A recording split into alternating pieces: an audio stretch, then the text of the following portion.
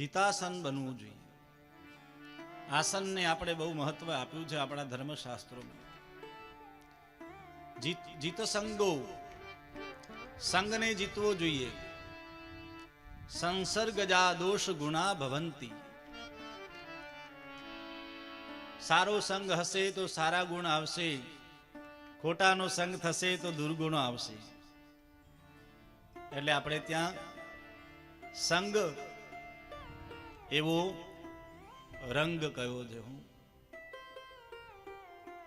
સંગ હંમેશા સારા સજ્જન વ્યક્તિઓનો કરવો. અને એ સ્તુતિ વૃત્રાસુર ભગવાન પાસે કરે છે.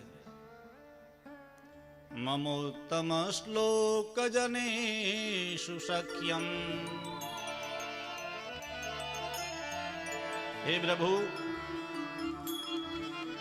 જે ઉત્તમ જન છે, સજ્જન છે, સારા માર્ગે ચાલનારા છે, એવા વ્યક્તિઓનો જ મને સંગ થાય. મમ ઉત્તમ શ્લોકેષુ જનઃ સખ્યમ. એવા જનો સાથે મારી મૈત્રી થાય, દુર્જનો સાથે મારી મૈત્રી ક્યારે ન થાય. વૃત્રાસુર દૈત્ય આવી ભગવાન પાસે પ્રાર્થના કરે. એટલે હંમેશા સંગ જીતવો. જીતેન્દ્રિય, ઇન્દ્રિયો ઉપર વિજય મેળવવો. ઇન્દ્રિયો બહુ બળવાન છે. ઇન્દ્રિયોનું કાર્ય એટલું તેજ છે, જેને વશમાં રાખવી અઘરી છે. ઇન્દ્રિયો કઈ કઈ છે સજ્જનો સાંભળજો. 5 કર્મેન્દ્રિયો, 5 જ્ઞાનેન્દ્રિયો. આંખ, નાક, જીભ, કાન, મળમૂત્રના દ્વાર. આ કર્મ કરે છે. આંખ જોવાનું કામ કરે છે. આંખને ગમે એ જ આપણે જોવું ના જોઈએ.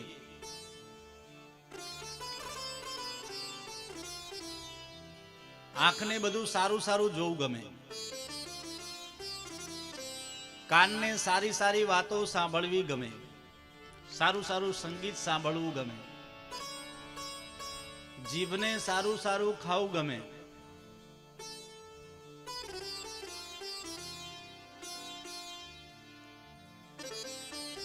આ બધી ઇન્દ્રિયો આપણને પોતાની તરફ આકર્ષે છે. પણ ઇન્દ્રિયો બહુ બલવાન છે.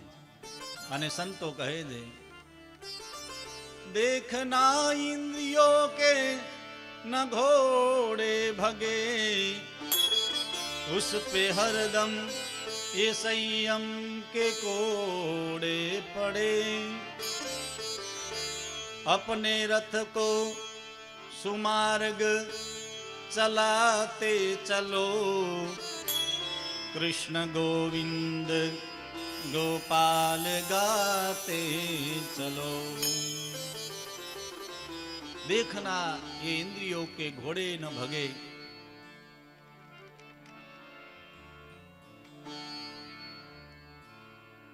इंद्रियों ઉપર જેને વિજય મળે ને એ જીતેન્દ્રિય.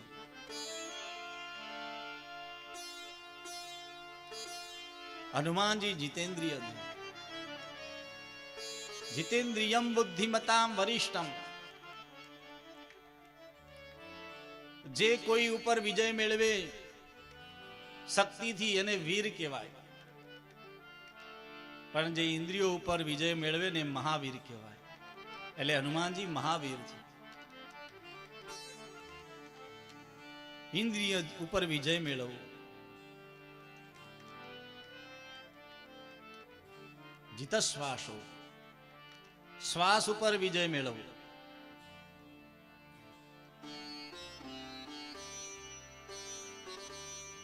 શ્વાસ છે ને એ આપણું આયુષ્ય છે. જેટલો શ્વાસ ઉપર આપણો કંટ્રોલ હશે એટલું આપણું આયુષ્ય સારું.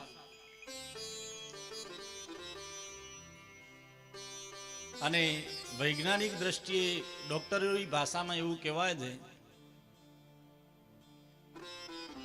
જેટલો શ્વાસ તમારો સારો ચાલે એટલા તમે સ્વસ્થ રહી શકો. વર્ષોની ગણના તો આપણે ગોઠવી કે આટલું વર્ષનું આયુષ્ય. જેમ કે સતયુગમાં મનુષ્યનું 1,00,000 વર્ષનું આયુષ્ય હતું.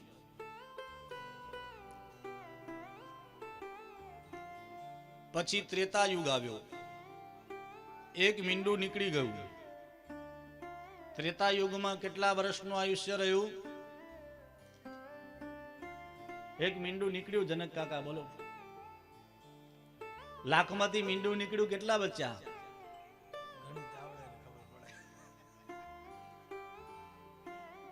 કેટલા રહ્યા? જે ગણિતમાં હોશિયાર એમને તરત ખ્યાલ આવે. હું નહીં તો અમારા જેવા વિદ્યાર્થી ગણિતના સાહેબને કહેતા સાહેબ 35 આવશે, 36ની આશા રાખતા નહીં અને 34 કોઈ દિવસ આવશે નહીં. તમારા 35 આવી જશે. પણ ગણિતમાં જે હોશિયાર હોય અમારા કનુભાઈ જેવા, એટલે ત્રેતામાં 1 મીંડું પાછું નીકળી ગયું. એટલે લાખમાંથી 1 મીંડું નીકળ્યું. ત્રેતા યુગમાં આયુષ્ય કેટલું રહ્યું? 10,000 વર્ષ. પછી આવ્યો દ્વાપર યુગ. દ્વાપર યુગની અંદર પાછો 1 મીંડું નીકળી ગયું. એટલે કેટલા બચ્યા? 1,000. દ્વાપર યુગની અંદર મનુષ્યનું 1,000 વર્ષનું આયુષ્ય રહ્યું. પછી આવ્યો કળિયુગ, જેમાં આપણે જીવીએ છીએ. કળિયુગમાં પાછું 1 મીંડું નીકળી ગયું 1000માંથી. કેટલા બચ્યા? જો બહેનો ગણિતમાં હોશિયાર હોય, હું તમે એમ માનો કે અમે એકલા જ. જો બહેનો પણ જવાબ આપે છે. કેટલા વર્ષનું આયુષ્ય રહ્યું? 100 વર્ષનું.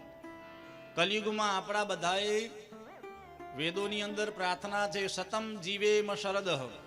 100 વર્ષનું આયુષ્ય આપણે પ્રેમથી જીવવું જોઈએ. પણ આપણે અત્યારે તો 60, 70, 80 આવે એટલે વિકેટ પડી જાય. 100 વર્ષનું કોઈ જીવે તો છાપામાં ફોટો આવે, ટીવીમાં એના સમાચાર આવે.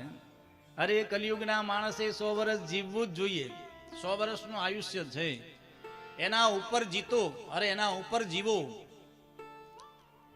તો એ તમારા શ્વાસની જે તમારી ગતિવિધિ છે, કંટ્રોલ છે તમારો, એના ઉપર તમે એક્સ્ટ્રા તમે મેળવી શકો છો. બાકી મનુષ્યનું આયુષ્ય શ્વાસ ઉપર નિર્ધારિત છે. એટલે શ્વાસ ઉપર વિજય મેળવો. જીત શ્વાસ. શ્વાસ ઉપર વિજય મેળવવાથી તમને મનની શાંતિ મળશે. ક્યારેક તમે ધ્યાન કરો, ક્યારેક તમે પ્રાણાયામ કરો. પ્રાણાયામથી શ્વાસ ઉપર શાંતિ મળશે.